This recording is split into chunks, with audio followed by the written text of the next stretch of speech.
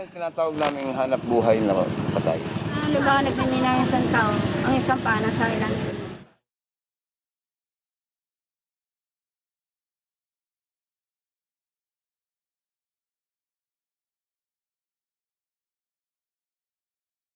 Delikadong trabaho sa lahat ng napasukan ko. Kasi hindi nga namin nakita kung yan ay guguho sa ilalim, na matatabunan kami. Doon kami kinangangamba palagi. Nung maputulan kami ng hose, mawalan kami ng hangin sa ilalim, yun ang kamamatay namin.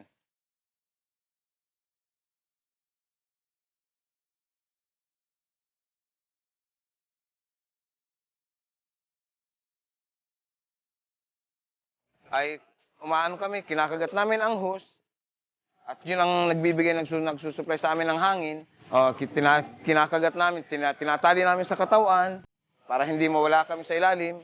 At yung bulak na yan ay inilalagay namin dito para hindi mapasukan ng mud, ng tubig, ng...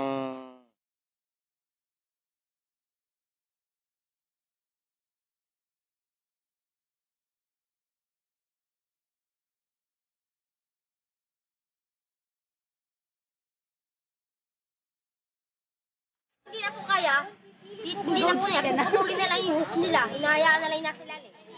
You have it. Why? That becomes. But why do this? Do something else. Kasi madali ang money. Madali ang money. No money, no eat.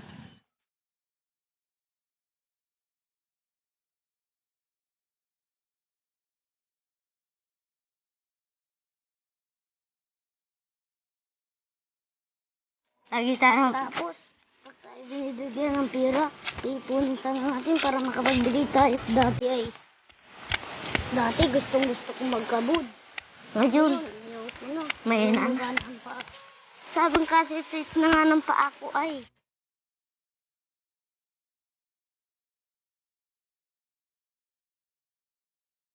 Kaya kami ay, kung saan ko pa walang huli, pag may mga pulis, nagbibigay na lang. Kasi naghahanap buhay kami ng mahirap, ang mga pulis kukunin lang, hihingin lang, hihingi, huhuli.